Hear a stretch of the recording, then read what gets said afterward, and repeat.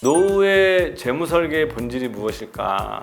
노후의 재무적인 목표는 무엇이 돼야 되느냐에 관한 겁니다.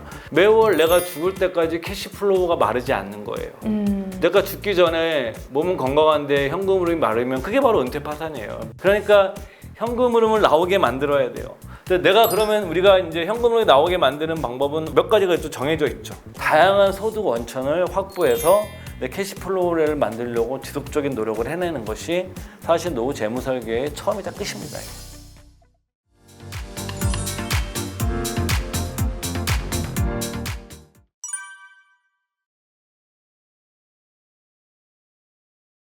이제 은퇴나 퇴직을 하신 분들을 많이 만나보시면 이분들이 가장 후회하는 게 뭔지 좀 궁금합니다. 그 직장인 400명을 대상으로 해가지고 퇴직 전 준비하지 못해 가장 후회되는 것은 무엇인가라는 거를 설문조사를 한 적이 있었어요. 근데 이 설문조사 결과에 대해서 항상 관심들이 많으시더라고요. 이게 딱 보면은 어떤 것을 후회하냐 그러면 400명 중에 150명이 당연히 돈이었어요. 재정관리. 미리 돈을 좀 모아놓을 거예요. 예, 재정관리도 이제 뭐 여러 가지가 있죠. 뭐 일단은 가장 큰 게 연금 좀 많이 해놓을 걸. 연금저축, 연금보험 이런 것들 많이 해놓을 걸. 이런 것들이 좀 많았고 또 하나는 뭐 퇴직금 중간정산 받으신 분들 중에서도 괜히 받았다. 중간에 괜히 뺐었다. 냅둘 걸. 뭐 이런 거 후회하시는 분들도 꽤 많으셨고요. 그다음에 이제 연금 외 쪽에서는 주식이나 펀드 투자에 좀 관심 좀 많이 가질 걸. 투자에 좀 관심을 더 많이 가질 걸. 그다음에 이제 괜찮은 의료, 건강 관련 보험을 좀 잘 들어줄 걸. 그때 뭐 집 좀 사둘 걸. 당연히 있을 것이고. 그쵸. 이런 것도 있어요, 정말. 씀씀이 좀 미리 줄여둘 걸. 이것도 제가 말씀드리겠지만 이게 퇴직한다고 금방 소득은 줄어드는데 소비는 드라마틱하게 줄어들지 않아요. 그렇죠. 생활하던 패턴이 있으니까. 이런 것이 이제 제일 많았고 그다음 두 번째가 이제 당연히 일자리죠, 일자리.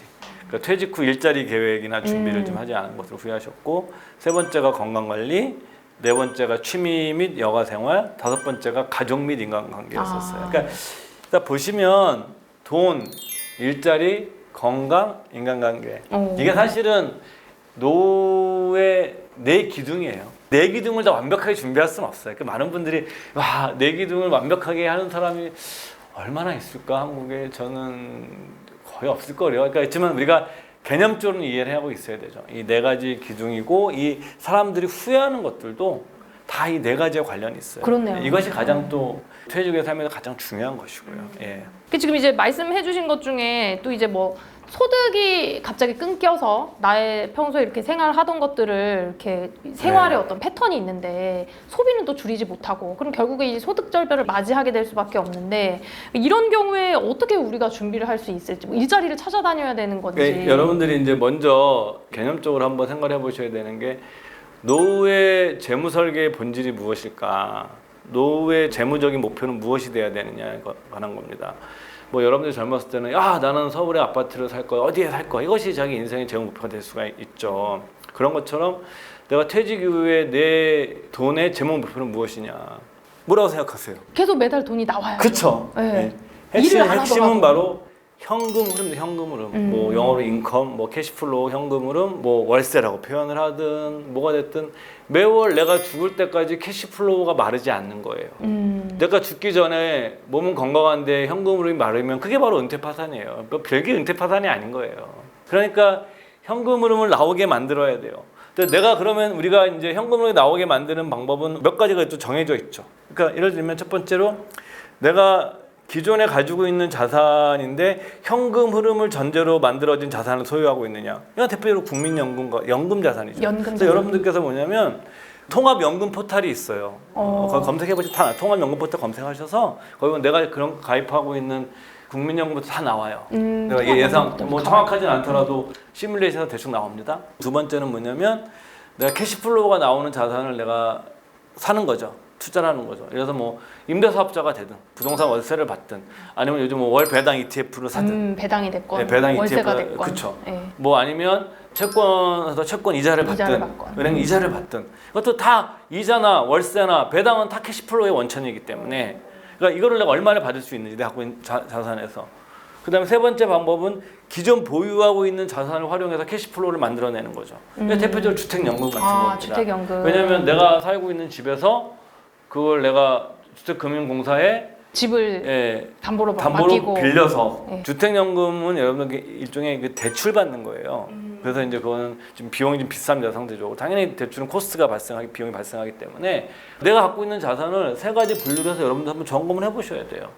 이거 안 해보고 나 500만 원 있었으면 좋겠어. 내가 500만 원을 마련하려면 내 원천이 어떻게 되는지를 한번 보셔야 될 거 아니에요. 부족하면 부족한 대로, 넘치면 넘치는 대로 보시고. 두 번째, 방법이 내가 계속 일하는 겁니다. 우리가 이제 정기고령기, 후기고령기 이런 식으로 구분을 하거든요. 그 정기고령기는 75세까지예요. 그러니까 65세부터 75세까지 정기고령기라고 그러고 후기고령기는 75세부터 85세입니다. 그러니까 65세부터 75세까지는 생활비가 줄긴 주는데 완전 드라마틱하게 줄지는 않아요. 근데 계속 줄긴 줄어요. 근데 75세 이후에는 드라마틱하게 줄어듭니다. 아, 활동을 거의 안 하시니까. 당연히. 예. 그러니까 그래도 65, 75세까지는 허드렛 일이라도 일을 하라고 그러는 거예요. 내가 만약에 월 100만 원을 벌으면 여러분들 내가 투자를 해가지고 여러분들 캐시플로우로 투자자도 월 100만 원씩 만드는 애가 결코 쉽지 않습니다. 쉽지 않죠. 맞아요. 결코 쉽지 월세 100만 원도 쉽지가 않고 배당 100만 원도 쉽지 않고. 그러니까 내가 허드렛에서 100만 원을 하게 되면 또 온 게 뭐냐면 기존에 모아놓은 돈을 어땠죠? 덜 뺐어도 되죠. 그리고 내가 생활비 조달하니까 여러분들께서 뭐냐면 근로소득이든 임대사업을 하든 배당을 받든 이자를 받든 이 총괄화된 캐시플로우를 내가 얼마나 확보할 수 있겠느냐. 현실적으로 일단 내가 만들어낼 수 있는 캐시플로우가 얼마인가를 해야 되는데 따져보고. 예. 한국은 이게 뭐냐면 그래서 계속 연금 개혁의 논의가 되는 포인트가 여기인 겁니다. 국민연금, 공적연금에서 그 소득 대체율이라고 그러거든요. 퇴직 전에 소득의 대체율이 우리나라가 40%로 설정이 되어 있습니다. 국민연금의 소득 대체율 40%라는 게 내가 40년간 국민연금료를 낸 거를 전제로 하는 거예요. 근데 40년간을 내는 사람이 국내에 많지. 거의 없죠. 예. 네. 근데 외국은 40년 된 사람들이 많죠. 도요타나 일본만 하더라도 도요타 같은 자동차에 고등학교 마치고 취업을 합니다. 그럼 19, 20살에 들어가요. 60까지 다닙니다. 정년 65세로 늘어났죠. 그럼 지금 40년을 다시 또 넘지. 70대 다 늘려줬거든요. 그럼 30년 넘습니다. 그럼 공적연금만으로도 거의 생활비의 8, 90%가 해결이 돼요. 이해되시죠? 불입한 금액이 네. 많으니까. 우리나라는 그게 안 돼요.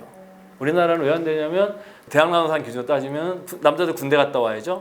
그러면은 보통 아무리 빨라도 27살이야. 그리고 퇴직을 한다 그러면 보통 평균 55세 퇴직이에요. 한국은. 맞아. 명예퇴직도 그러면 딱 하고 보면 막. 기간이 얼마냐면 많이 넣어야 28년이에요.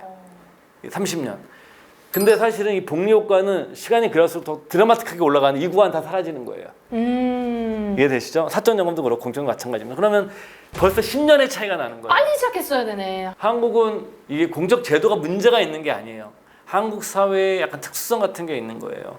그러니까 유럽이나 이런 애들은 내가 40년 넣었는데 더 일하라 그러니까 애들이 데모하는 거예요. 나는 이미 준비돼가지고 난 인생 즐기려고 그랬는데 왜 일을 더 우리는 하는 그게 아니라 일 더 하겠다고 그러는 거예요. 당연하거든요. 이거는 국민연금으로 공적연금으로 소득 대체할 수 있는 것 자체가 안 되기 때문에 높지 않으니까. 그러니까 당연히 근데 내가 사적연금을 많이 해야 되는데 그것도 많이 안 됐으면 당연히 일하는 기간이 늘어져야 되는 거예요.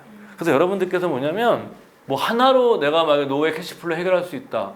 그런 건 존재하지 않습니다. 그런 거는 돈이 아주 많으셔야 되고요. 대다수의 경우는 내가 이 일도 하고 일부 연금도 받고 그다음에 내가 자산 운용도 일부 하면서 수익도 좀 발생하고. 네, 이런 식으로 해서 우리나라는 뭐냐면 이 통합적인 관점에서 저희 센터에서 제안하는 개념은 연금 겸업형 라이프 스타일이라는 표현을 씁니다. 그러니까 일부 연금 일부 받으면서 겸업 일도 좀 해가고. 연금 겸업형. 이게 또 정신 건강에도 좋고 사실은 인간관계도 좋고 부부관계도 좋아진다고 이렇게 학자들이 얘기를 하니까 그래서 이런 식으로 내가 다양한 소득 원천을 확보해서 내 캐시플로우를 만들려고 지속적인 노력을 해내는 것이 사실 노후 재무 설계의 처음이자 끝입니다. 우리 센터장님 마지막으로 우리 은퇴를 앞두신 분 그리고 또 준비가 사실 부족한 상황에서 은퇴하시는 분들도 많거든요. 네. 이런 분들한테 마지막으로 좀 조언 한마디 부탁드리겠습니다. 첫 번째로는 이것도 또 여러분들 귀에 피난다고 그러실지 모르겠지만 지금이라도 관심을 갖자. 지금이라도 관심을 연금에 갖자. 관심 갖고 내 노후에 관심을 갖자. 제가 굉장히 좋아하는 얘기가 마이크 타이슨 아시죠? 권투 선수. 마이크 타이슨의 얘기 중에 제가 너무너무 좋아하는 얘기가 있어요. 누구나 다 계획은 있다. 한 대 쳐맞기 전까지. 들어본 것 같아. 유명한 얘기죠. 누구나 다 계획이 있죠. 내가 시합에 올라가는데 저 선수를 내가 뭐 머리를 먼저 배로 공격하고 막 계획 엄청 세우고 가죠. 한 대 딱 쳐맞으면 생각이 하나도 없는 거죠. 그런 것처럼 여러분들이 계획을 세우고 관심을 가져도 어렵다는 겁니다. 또 인생이라는 것이 우리가 생각하지 못했던 다 아시잖아요. 성격다는 이벤트가 늘 발생하는 곳이기 맞아요, 때문에 맞아요. 발생하는 것이기 때문에 처맞는 상황이 반드시 옵니다. 그나마 계획을 세워놔야 처맞아도 한번 고개 흔들고 나서 정신을 차리는 거지. 그래서 일찍 관심과 계획을 세우자. 두 번째는 뭐냐면 아까 말씀드린 것처럼 내 재산을 현금 흐름 중심으로 한번 재평가해보자. 내가 갖고 있는 자산을 얼마 캐시플로를 만들어낼 수 있을까 앞으로. 세 번째가 재정 소방 훈련을 하자. 이것은 재정 소방 훈련. 예, 이거는 이제 맞벌이 함정이라는 책에서 미국의 평균적인 맞벌이 부부들이 파산하는 거를 이제 연구를 하신 책이고 굉장히 화제가 됐던 굉장히 오래된 책이지만 저는 굉장히 좋아하는 책입니다. 학군 입찰 경쟁을 한다. 아이 교육열이 높으니까 좋은 동네 와서 대출을 왕창 받아가지고 대출을 하고 애 교육 자원을 때려놓고 막 이자도 갚아야 나고 막 이렇게 하는데 부부 중에 한 명이 딱 해고가 돼가는 순간. 아, 수입이 줄어든 순간. 네, 그래서 이제 미국은 또 파산이 우리보다 쉽거든요. 그래서 그런 일에 왔다고 가정을 하고 우리 가족이 버틸 수 있느냐. 현재 삶의 수준을. 그걸 재정 소방 훈련이라는 소방훈련 하듯이 하자라는 건데 저는 이제 예를 들어서 뭐 이런 거죠. 뭐 한 50대 초나 이렇게 한 늦어서 40대 말중에 한번 한 6개월이든 3개월이든 이렇게 가족들끼리 얘기를 해가지고 또 퇴직하게 되면 이런 일이 생길 수 있으니까 6개월 동안 좀 생활비지 아껴 써보고 뭐 이런 거를 이제 꼭 필요한 걸 한번 계산해보고 이런 작업을 한번 해보는 거죠. 그러니까 진짜 자존심을 지키고 싶으려면 아껴 써야 되거든요. 왜냐하면 내가 빚이 없으면 내 자존심을 버릴 일이 별로 없습니다. 그러니까 사람이 돈 때문에 자기 자존심을 버리는 경우는 거의 다 빚 때문에 그런 거예요. 그래서 삶에서 뭐냐면 내가 뭐 사업을 하시는 분은 좀 다르죠. 이 영역은 다지만 월급쟁이인 경우에는 내가 아껴 쓰고 빚이 없으면 굳이 내가 자존심을 크게 굽힐 일은 없습니다. 근데 사람들이 뭐냐면 많이 쓰고 많이 벌면서 자존심도 지키고 하다 보니까 세 가지 중에 하나가 박살이 났을 때 다연이 안 나오는 거예요. 근데 평소에 아껴 쓰고 사는 사람들은 깨져도 버티면 되거든요. 그런 관점에서 한번 좀 보셨으면 좋겠고 저는 네 번째로 이제 희망도 불안도 해결책이 아니다. 그러니까 저희도 이런 유튜브 콘텐츠를 만들고 하지만 은퇴 콘텐츠에 대해서는 한쪽은 지나치게 희망적인 얘기를 하고 한쪽은 지나치게 겁을 주죠. 겁박이죠, 겁박. 둘 다 실체가 아니다. 삶에는 희노애락이 있는 거예요. 희노애락이 없는 삶은 존재하지 않아요. 그리고 뭐 제가 좀 보고 있는 심리학책에도 나오지만 사람이 두 가지 감정이 같이 공존할 때 훨씬 더 사람은 건강해진다고 얘기를 합니다. 그렇기 때문에 여러분들께서 이렇게 너무 공포도 갖지 말고 그렇다고 너무 낙관도 하지 말고 그냥 현실을 생각하면서 합리적으로 대응하자. 저도 못하는 거지만 그러니까 저에 대한 얘기이기도 해요. 이거는 뭐 그다음에 마지막으로는 뭐냐면 퇴직은 내 삶의 수평이동이 아니에요. 내가 지구라는 행성에서 퇴직해서 지구라는 행성으로 가는 게 아니라 지구라는 행성에서 퇴직을 하면 화성이나 목성으로 가는 거예요. 다른 행성으로 가는 거예요? 다른 행성으로 가는 거예요. 퇴직하면요? 예. 그래서 내가 거기서 뭐 얼마나 뭐 잘 나가는 임원이었든 뭐든 내 삶의 연속성이 있지 않아요. 과거의 나와 단절이 완전 그렇죠. 단절이 인간관계도 단절이 될 것이고 그래서 뭐냐면 기업체에서 막 잘 나가던 분들이 딱 퇴직을 당하면 굉장히 더 힘들어하세요. 우울감도 더 심해지고. 임금 피크제 걸렸던 분들은 딱 부장하시고 임원 승진 포기하신 분들은 소프트 랜딩이 많이 돼요. 예. 자기가 다 줄여놨거든요. 욕심이나 이런 크기를. 근데 이분들은 회한이 남는 거예요. 이분은 경착륙이 돼요. 그래서 이거를 이제 그 저자 이름은 잘 기억이 안 나는데 노력한 자의 저주라는 표현을 쓰더라고요. 너무 열심히 노력해서 살았는데 퇴직 때 그게 저주가 된다는 거죠. 오히려 그 우울감과 상실감이 크다. 예. 그렇기 때문에 여러분들께서 이게 뭐냐면은 은퇴는 우리가 뭐 최선의 게임을 찾는 게 아니라 제가 드리는 말씀은 최악을 피하는 게임인 거예요. 각자 살아온 길이 있고 각자 살아갈 길이 있고 각자 살아온 삶의 다양성이 있기 때문에 본질적인 답은 자기 자신밖에 찾을 수가 없어요. 그렇지 않겠습니까? 어떤 인생에 대한 어떤 답을 남이 대신해 줍니까? 내 문제는 자기 자신을 풀 수밖에 없는 거기 때문에 우리가 이제 이런 자료들을 보고 경험들을 보니 이런 경험을 했을 때 여러분들 삶의 리스크가 더 줄어드는 것 같다, 위험다. 그런 말씀을 드리는 차원으로 이런 말씀을 드리는 거고 너 정말 그렇게 사냐? 저 그렇게 못 살아요. 저도 이렇게 노력하고 있는 사람이라는 것 자체로 받아들였으면 좋겠습니다. 네. 우리 그 센터장님 모시고 은퇴와 노후 준비에 대해서 굉장히 다양한 각도로 오늘 이야기를 나눠본 것 같습니다. 진짜 이 많은 경험과 또 이제 저에게 조언 말씀도 많이 해주셨는데요. 그래도 이제 여러분들 그 시간이 정말 가장 중요한 자산이라는 생각이 저는 딱 머리에 박혔거든요. 그래서 우리가 정말 습관적으로 어떠한 희망과 또 아까 너무 불행 이런 것에 흔들리지 말고 우리가 할 수 있는 일을 습관적으로 해나가는 게 노후 준비의 첫걸음이 아닌가 그런 생각을 한번 해봤습니다. 해봤습니다.